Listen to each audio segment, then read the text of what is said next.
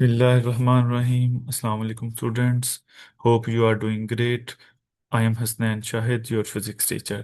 प्यारे बच्चों, आज हम chapter number 4 rotational and circular motion का एक बहुत ही इम्पॉर्टेंट टॉपिक जिसको जिसका नाम एंगुलर मोमेंटम है उसको स्टडी करेंगे।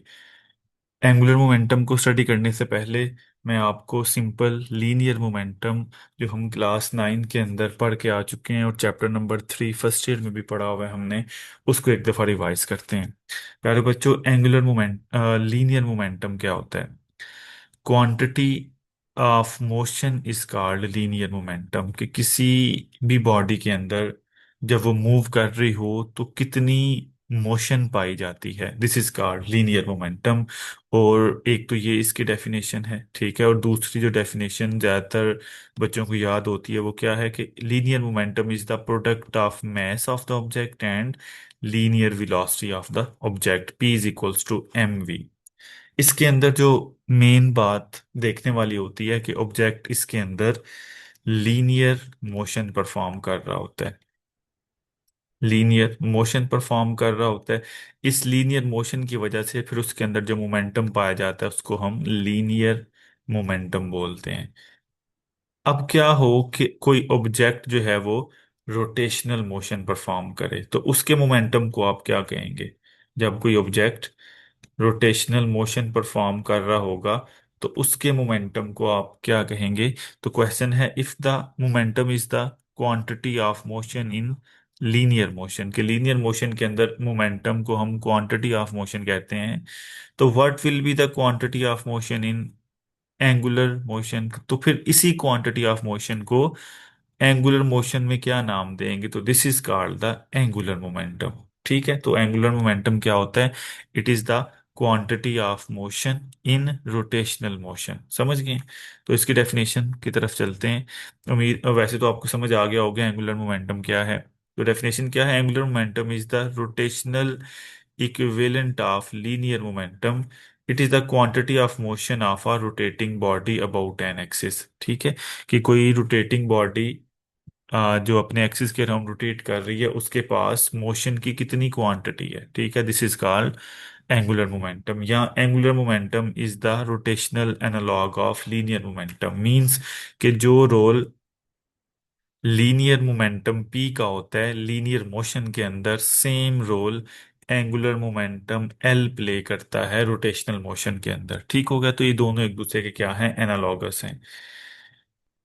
आगे चलते हैं, इसकी डेफिनेशन क्या है? बुक के अंदर इसकी क्या डेफिनेशन लिखी हुई है? The cross product of position vector r with respect to its with respect to axis and linear momentum p is called angular momentum। कि क्या कह रहे हैं कि आप जब पोजीशन वेक्टर r को उसका क्रॉस प्रोडक्ट लेंगे लीनियर मोमेंटम p के साथ, तो जो क्वांटिटी आपको मिलेगी this is called the angular momentum l। Angular momentum is a vector quantity, इसको कैपिटल L के साथ रिप्रेजेंट किया जाता है। तो ये इसका फॉर्मूला बन गया। अब हम चैप्टर नंबर 2 के अंदर ये सीख के आए हैं कि जब हम दो चीज़ों के दरमियान क्रॉस प्रोडक्ट लेते हैं और क्रॉस की जगह पे हम फिर क्या रिप्लेस कर सकते हैं? Sine of theta. तो आपके पास एंगुलर मोमेंटम मैग्नीट्यूड फॉर्म में क्या आएगा? L is equals to are p sine of theta. इसका ऐसा यूनिट देखें तो वो क्या होता है? ऐसा unit is kg metre square per second. कैसे? ये देखें, एंगुलर मोमेंटम का फार्मूला है L is equals to r cross p. R is the distance from the axis of rotation, इसको मीटर में मेजर किया जाएगा, multiply. P is the momentum जिसको एम वी में लिखा जाता है, और एम इज द मैस जिसका यूनिट केजी होता है, and v is the velocity जिसका यूनिट मीटर पर सेकंड होता है।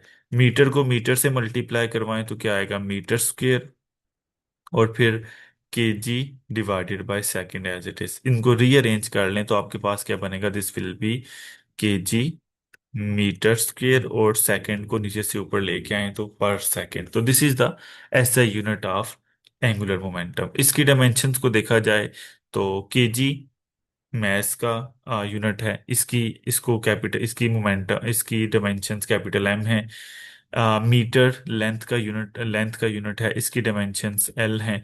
और सेकंड टाइम का यूनिट है, इसकी डायमेंशंस कैपिटल टी होती हैं। तो इसकी डायमेंशंस क्या बन रही हैं? ml²t-1। तो ये आपने एमसीक्यूज के लिए याद रखनी है एंगुलर मोमेंटम की डायमेंशंस। तो मेन चीज की तरफ चलते हैं कि फॉर एग्जांपल कोई एक पार्टिकल है आपके पास, अब वो रोटेशनल मोशन परफॉर्म कर रहा है। ये एक पार्टिकल है, रोटेशनल मोशन परफॉर्म कर रहा है, ये सर्कुलर पाथ है उसका जिसके अंदर ये मोशन परफॉर्म कर रहा है। इसके अंदर एंगुलर मोमेंटम कितना पाया जाएगा, ये हमने फाइंड आउट करना है। ठीक है, तो इसको स्टार्ट करते हैं कि इसका क्वेश्चन क्या आता होता है आपको, कि शो करें कि एंगुलर मोमेंटम एल जो है वो इक्वल आता है आई ओमेगा के, L is equals to I omega. तो इसको क्या करेंगे, consider an object having mass m is rotating with position vector r। इसका एक्सिस ऑफ रोटेशन से जो डिस्टेंस है उसको हम पोजीशन वेक्टर r के साथ रिप्रेजेंट करेंगे। The position vector r and the linear momentum p are always perpendicular. तो इनके दरमियान एंगल क्या बनेगा, 90 डिग्री। उसकी रीजन बताता हूँ, देखें। हम जानते हैं कि जब कोई भी पार्टिकल, फॉर एग्जांपल जैसे ये पार्टिकल फिलहाल इस पोजीशन पे, आफ्टर सम टाइम ये मूव करके इस पोजीशन पे आएगा, तो इसका जो लीनियर मोमेंटम होगा उसकी डायरेक्शन हमेशा टेंजेंट टू द सर्कल होगी। उसकी वजह मैं बता रहा हूँ। लीनियर मोशन के अंदर हमने ये पढ़ा था कि जो डायरेक्शन लीनियर वेलोसिटी की होगी, ऑब्जेक्ट के मोमेंटम की भी सेम डायरेक्शन होगी। सिमिलरली यहाँ पे देखें, अगर हम लीनियर वेलोसिटी v की डायरेक्शन निकालें इस पॉइंट पे आके, तो वो क्या आएगी, वो टेंजेंट टू द सर्कल होगी, और सेम डायरेक्शन किसकी भी होगी, एंगुलर लीनियर मोमेंटम की भी होगी। ठीक है, तो टेंजेंट का और रेडियस का, ये r क्या है आपस में 90 है ना, आर आर, ये r है यहाँ तक। ठीक है, और टेंजेंट का और रेडियस का आपस में क्या एंगल बनता है, 90 डिग्री एंगल बनता है। ठीक है, तो यहाँ पे इसलिए लिखा हुआ है ये जो एंगल होगा दोनों के दरमियान, आर के दरमियान और लीनियर मोमेंटम के दरमियान, वो ऑलवेज 90 डिग्री होगा। तो इसको प्रूव करने के लिए हम इसके स्टेटमेंट की हेल्प लेंगे। Linear moment angular momentum L is equals to r cross p. Cross हटाएंगे तो आरपी साइन आएगा, और एंगल यहाँ पे 90 डिग्री है, तो साइन 90 हमें पता है क्या आंसर देता है, साइन 90 डिग्री इक्वल्स टू 1 के इक्वल है। तो इसकी जगह 1 प्लेस करेंगे तो ये क्या बन जाएगा, L is equals to are P into 1। Means के आर पी और पी की जगह आप उसका फॉर्मूला प्लेस करें, P is equals to M V होता है, तो आपके पास L is equals to R M V. ये फॉर्मूला आएगा एंगुलर मोमेंटम का लीनियर क्वांटिटीज की फॉर्म में। वेलोसिटी यहाँ पे लीनियर है क्योंकि ऑब्जेक्ट तो रोटेशनल मोशन परफॉर्म कर रहा है, उसकी वेलोसिटी एंगुलर होनी चाहिए। तो जो लीनियर वेलोसिटी और एंगुलर वेलोसिटी का रिलेशन है वो क्या है, वो है v is equals to R omega. इसको हम प्लेस करेंगे अपनी इस इक्वेशन नंबर लेट से 1 इसके अंदर, तो ये क्या बन जाएगा, R M as it is, v की जगह आर ओमेगा आ जाएगा। अब आर और आर आपस में मल्टीप्लाई होके क्या बनाएंगे, R square, M as it is और ओमेगा ऐसे ही। तो ये जो एम आर स्क्र है, हम ये क्या लास्ट लेक्चर में हमने पढ़ा था कि मोमेंट ऑफ इनर्शिया आई जो है वो किसके इक्वल होता है, एम आर स्क्वेयर के इक्वल होता है। तो इन दो टर्म्स की जगह आप आई रिप्लेस करें, तो आपके पास जो एंगुलर मोमेंटम है एल, वो क्या आएगा, ओमेगा एज इट इज रहेगा, और एम आर स्क्वायर की जगह आई आएगा। तो overall this will be equals to I omega, hence proof. तो इसका मतलब है कि कोई पार्टिकल जो रोटेशनल मोशन परफॉर्म कर रहा होगा, उसका जो एंगुलर मोमेंटम है वो दो चीज़ों के ऊपर डिपेंड करता है। नंबर वन, वो उसका मोमेंट ऑफ इनर्शिया कितना है, आई कितना है उसका, ठीक है, और दूसरा उस वो किस एंगुलर वेलोसिटी के साथ रोटेट कर रहा है। ठीक है, तो ये दो चीजें अगर आपको पता है, आप इन दोनों चीजों को मल्टीप्लाई करवाएं, तो आपके पास वो पॉइंट मैस, वो कितना, उसके अंदर कितनी क्वांटिटी ऑफ मोशन है, यानी कि कितना एंगुलर मोमेंटम है, वो आपको पता चल जाएगा। होपफुली आपको यहाँ तक समझ आ गया होगा। अब हम चलते हैं रिजिड बॉडी की तरफ, कि जिस तरह हमने लास्ट लेक्चर में रिजिड बॉडी को डिफाइन किया था, कि रिजिड बॉडी ऐसी बॉडी को कहते हैं जिसके पार्टिकल्स की पोजीशन चेंज नहीं होती और ये इनफाइनाइट पार्टिकल से मिलके बनी हुई होती है। इसका हम एंगुलर मोमेंटम कैसे निकालते हैं, तो ये आपके सामने डायग्राम में एक रिजिड बॉडी आपको नजर आ रही है जिसके इनफाइनाइट मैसेज हैं, लेकिन यहाँ पे हम सबको कैलकुलेट नहीं कर सकते, तो इसलिए हमने चंद एक मैसेज लिए हैं। जैसे ये मैस m1 है, एक्सिस ऑफ रोटेशन से डिस्टेंस, परपेंडिकुलर डिस्टेंस r1 है।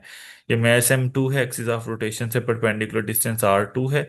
And mass m3 axis of rotation से distance R3 ends up to so on infinite particles हैं, और ये एक लास्ट पार्टिकल है इस रिजिड बॉडी का, जिसका एक्सिस ऑफ रोटेशन से डिस्टेंस Rn और इसका मास Mn है। ठीक है, तो यही चीज यहाँ पे बता रहे हैं कि consider a rigid body having infinite mass distributions. उन मैसेज को हमने M1 M2 and up to last particle के मास Mn से रिप्रेजेंट किया है।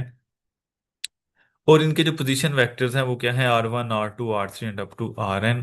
तो हम क्या चाह रहे हैं, हम किस चीज में इंटरेस्टेड हैं, हम इस रिजिड बॉडी का angular momentum, total angular momentum find करना चाहते हैं।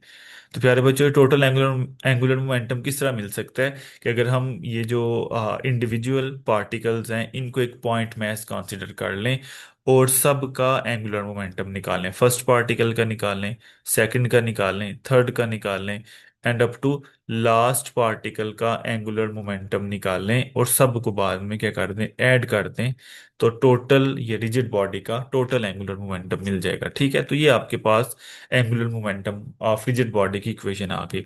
अब मैस अगर फर्स्ट पार्टिकल है तो उसका एंगुलर मोमेंटम L1 है, वो कैसे आएगा, इसका क्या फॉर्मूला पढ़ा है हमने, आई ओमेगा पढ़ा है ना। तो उसका फर्स्ट पार्टिकल का मोमेंट ऑफ इनर्शिया कितना है, वो किस एंगुलर वेलोसिटी से रोटेट कर रहा है। सिमिलरली L2 क्या आएगा, I2 ओमेगा 2, L3 क्या आएगा, I3 ओमेगा 3, एंड सिमिलरली करते करते लास्ट पार्टिकल जिसका moment of angular momentum L N कैसे आएगा, In ओमेगा n से आएगा। तो इन सब की वैल्यूज को हम इस इक्वेशन ए के अंदर रिप्लेस करते हैं, तो इक्वेशन ए क्या बन जाएगी, इक्वेशन ए इम्प्लाइज दैट के I1 omega 1 is plus I2 omega 2 plus I3 omega 3 plus करते करते up to last particle In omega n। अब इन सब ये जो पार्टिकल्स हैं, इन सब की जो एंगुलर वेलोसिटी है वो सेम है। उसकी वजह क्या है, देखें फॉर एग्जांपल, ये पार्टिकल अभी जिस भी पोजीशन पे पड़े हुए हैं इनको यहीं पे मार्क कर लें, और ये जो रिजिड बॉडी है अगर ये अपना एक साइकिल कंप्लीट करे, फॉर एग्जांपल ये एक साइकिल 2 सेकंड्स के अंदर कंप्लीट करती है, तो जब ये अपना एक साइकिल कंप्लीट कर लेगी गिवन टाइम के अंदर, तो आप क्या देखेंगे, सारे पार्टिकल्स रोटेट करके वापस अपनी ओरिजिनल पोजीशन पे आ जाएंगे। ठीक है, जब ये रिजिड बॉडी सर्कुलर पाथ एक अपना एक साइकिल कंप्लीट करेगी, फॉर एग्जांपल टाइम 2 सेकंड के अंदर करेगी, तो सारे पार्टिकल 2 सेकंड के अंदर ही अपनी ओरिजिनल पोजीशन पे वापस आएंगे।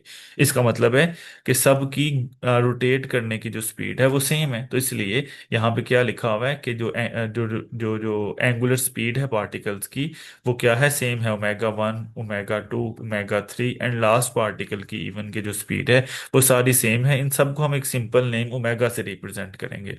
तो जहाँ पे ओमेगा 1 2 3 एंड ओमेगा n नजर आएगा, सबकी जगह ये देखें हमने क्या रिप्लेस कर दिया, ओमेगा रिप्लेस कर दिया। अब ये एक इक्वेशन है जिसके अंदर ओमेगा सेम है, हम ये इसको कॉमन ले लेंगे, तो ओमेगा कॉमन निकलने के बाद I1 I2 I3 and up to In आपके पास बचेगा। तो ये क्या है सारे, इस अगर हम किसी रिजिड बॉडी के सारे मोमेंट्स ऑफ इनर्शिया को ऐड कर दें तो आपको क्या मिलेगा, ये जो ब्रैकेट है ये क्या दे रही है, this is a total moment of total moment of inertia of rigid body, of rigid body के, एक रिजिड बॉडी का ये टोटल मोमेंट ऑफ इनर्शिया आपको मिलेगा। तो टोटल मोमेंट ऑफ इनर्शिया का आप जानते हैं, हम सिंपल आई के साथ भी रिप्रेजेंट करते हैं। ठीक है, तो ओमेगा आपके पास आ गया, इसकी जगह आप आई रिप्लेस करें, तो ये आपके पास मोमेंट ऑफ इनर्शिया के एंगुलर मोमेंटम टोटल क्या आ जाएगा, ओमेगा टाइम्स आई। तो ये आई क्या है, ये टोटल मोमेंट ऑफ इनर्शिया है। ठीक है, तो ये आपके पास फार्मूला आ जाएगा। अगर आप बुक को फॉलो करें तो आप पहले इसकी जनरलाइज फॉर्म लिख लें जिस तरह इन्होंने यहाँ पे लिखी हुई है, सम आई इज इक्वल टू 1 से स्टार्ट होके एन तक है, और मोमेंट्स ऑफ इनर्शिया क्योंकि चेंज हो रहे हैं तो इनको कैपिटल आई इंटू ये नीचे वेरिएबल आई से इनिशियलाइज करवाया, आई आई इसको असाइन किया हुआ है। तो अगर आप आई की वैल्यू जैसे फॉर एग्जांपल 4 रखते हैं कि 4 पार्टिकल का मोमेंट ऑफ इनर्शिया क्या है, तो आप आई की जगह 4 पुट करें, तो आपको फोर्थ पार्टिकल का मोमेंट ऑफ इनर्शिया मिल जाएगा। और अगर आप आई का भी फार्मूला प्लेस कर दें तो वो क्या बन जाएगा, MI/RI का square which is equal to omega I. ठीक है, तो ये आपके पास रिजिड बॉडी का मोमेंट ऑफ इनर्शिया था। होपफुली आपको समझ आ गया होगा। अगर आपको समझ आ गया है तो आप इस वीडियो को लाइक करें, चैनल को सब्सक्राइब करें, और अपने फ्रेंड्स के साथ शेयर करें और बेल आइकन को हिट करें। Thank you, take care, Allah.